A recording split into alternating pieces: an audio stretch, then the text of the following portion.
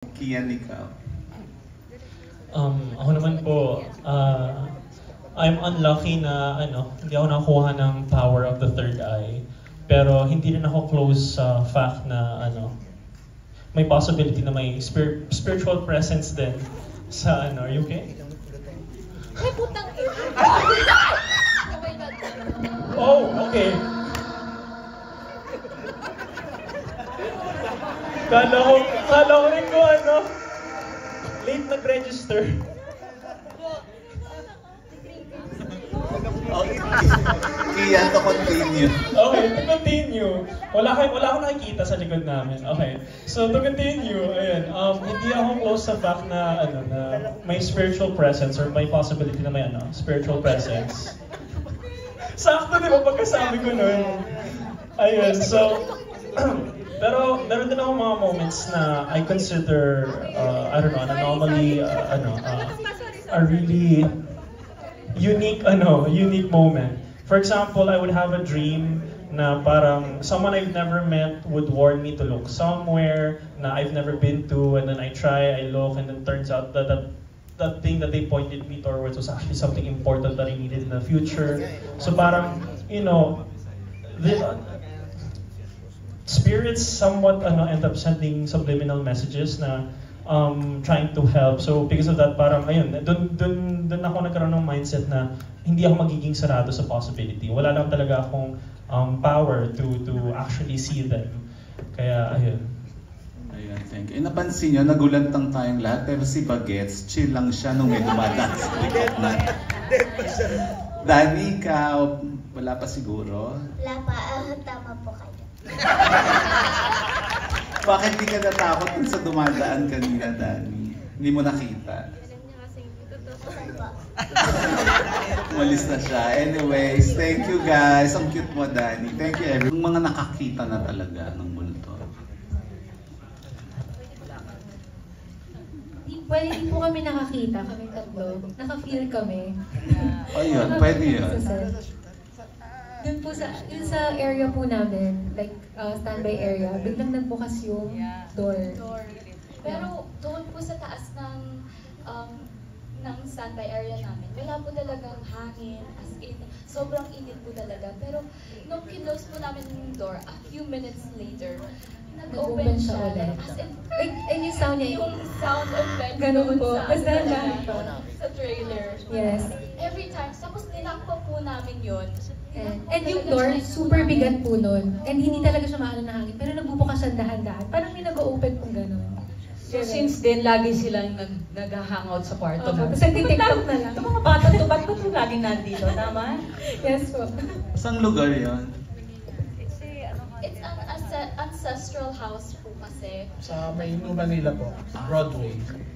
Opo. And then there's one instance din po. Sabi po ng magbabantay ng house, there is a spirit or something that lives there that looks exactly like the one that we have in our trailer.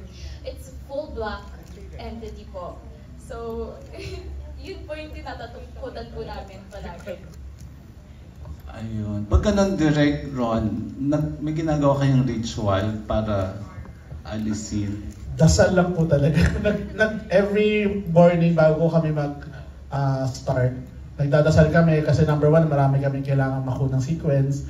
Pangalawa, sana walang masaktan sa amin at wala kaming ma-attract na negative vibes at wala kaming mauwi pagdating namin sa bahay namin.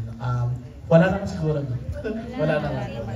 Zia, ikaw, merong nakita? Wala naman po, pero meron pong stories doon sa bahay na yun. And yung parang katiwala po ng house, parang very casual lang na kinikwento niya na, ay, talagang may mga ganyan dito. Friendly naman sila, di naman sila nananakit. So parang very casual lang po niya sinasabi. And ayun po, yung itsura din kasi ng bahay, ancestral house talaga. So when you go inside, it's so big, ang daming lumang gamit. So parang creepy talaga. Ayun. Si Bea, meron na? Hindi ka pa Direct Roman, nakakita ka na ba?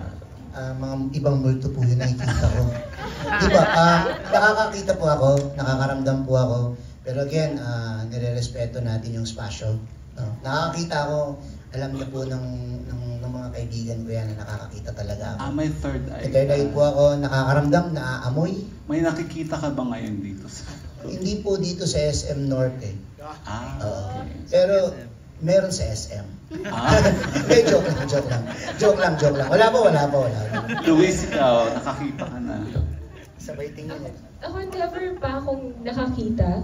Kasi katulad ng lahat na nagsabi, nire-respect ko yung entity. Kasi hindi natin mapapagkaila na hindi lang tayo yung nandito sa mundong ibabaw.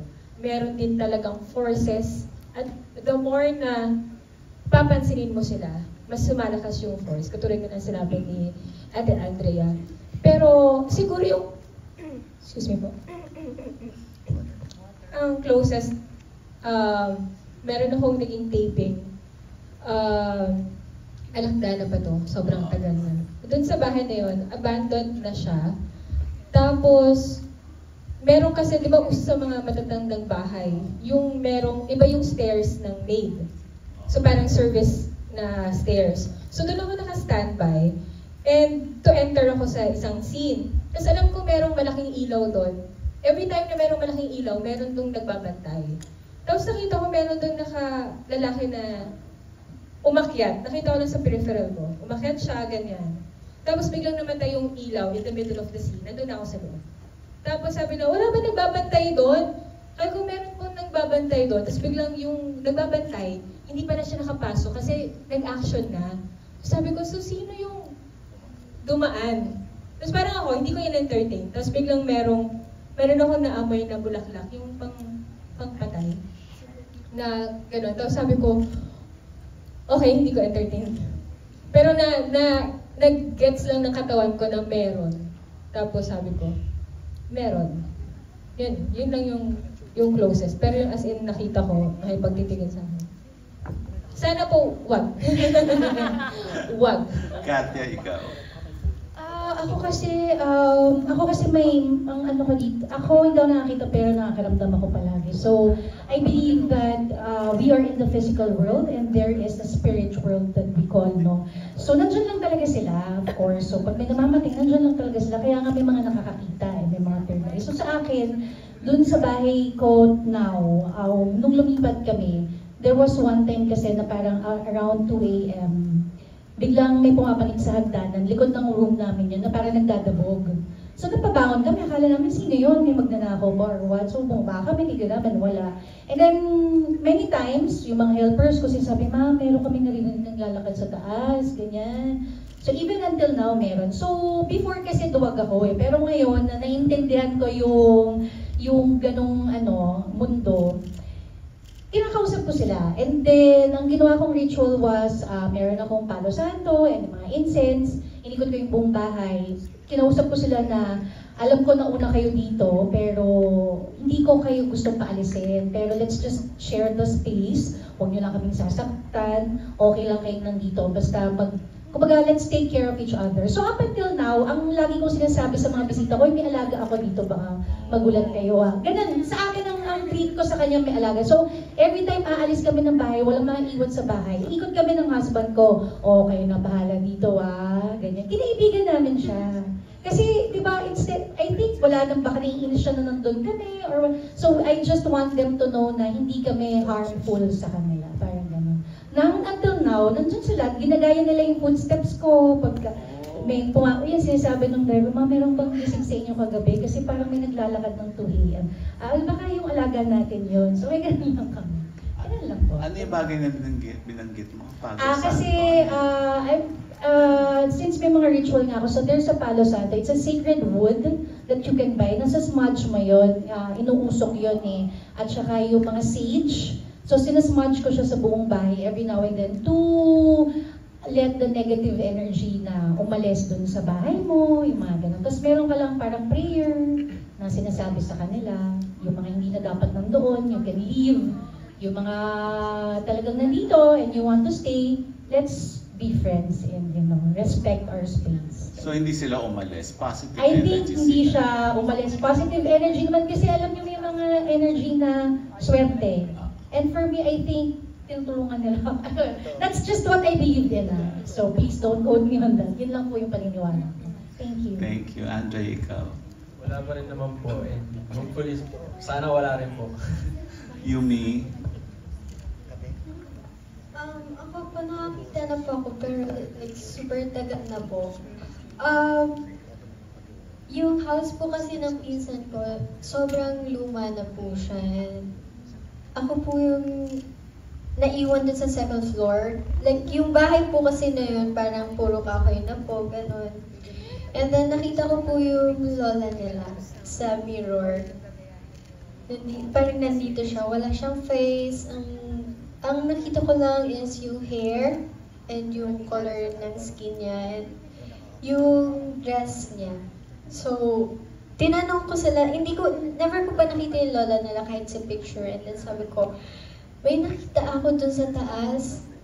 Ito yung hair niya, gold yung hair niya, short, medyo wavy. And then, yung suot niya na dress is white. Sabi po ng pinsan ko, lola daw po nila yun. And then yun, medyo parang kinabahan po ako nun. Ayun po yung pinaka-first time ko po na makakita po talaga na ghost. Hindi ka nagtatakbo nung nakita? Tumakbo po ako. Pababa po kasi lahat po ng tao sa bahay na sa labas po. Hapon po nun. So may araw pa po. Kabado. Pero nakaka-feel po ako ng energy. Na kunyari pag mabigat sa set, gano'n. Lalo na po nung sa pasahero po, yung scene po namin sa PNR, na po yun, late night, and then mabigat po sa pakiramdam. Parang ang hirap gumalaw, parang alam mong maraming tao yung nandun na multo, parang gano'n. So, ayun lang naman po. So parang may third eye ka din pala. Sana po wala. Matatakot din po ako. Thank you, Yumi. Thank you po.